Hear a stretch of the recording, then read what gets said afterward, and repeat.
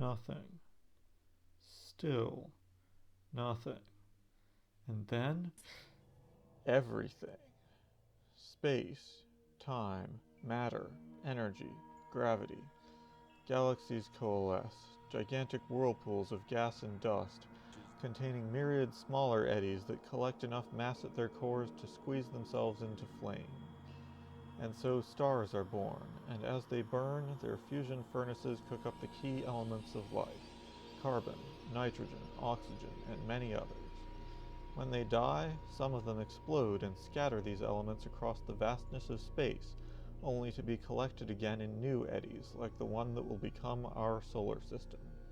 Here, swirling matter condenses not just into a star, but into a myriad smaller bodies spinning around it: comets, asteroids, and planets, one of which, after a fiery first few 100 million years, forms surface oceans of liquid water where amazing chemistry can happen, complex molecules learning to copy themselves and surround themselves with bubbles to become the first living cells. Thus begins the march of life. It begins with a long, slow introduction.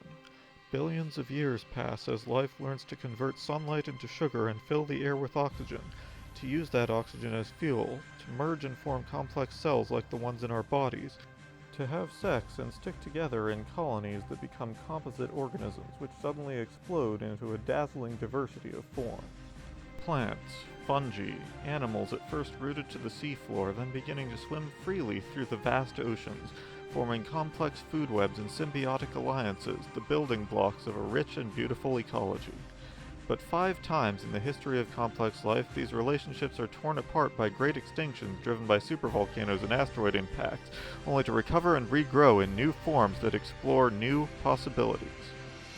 Life emerges from the sea onto the land, plants first, then the ancestors of insects, and then the first amphibians, some of which evolve into reptiles, becoming full denizens of the land. Insects, then pterosaurs and birds, take to the air, some of them serving as pollinators for the first flowering plants. The dinosaurs rise, rule the land for 100 million years, and then fall in the 5th great world-eating conflagration. Mammals rise from the ashes to replace them, diversifying into a myriad of new forms.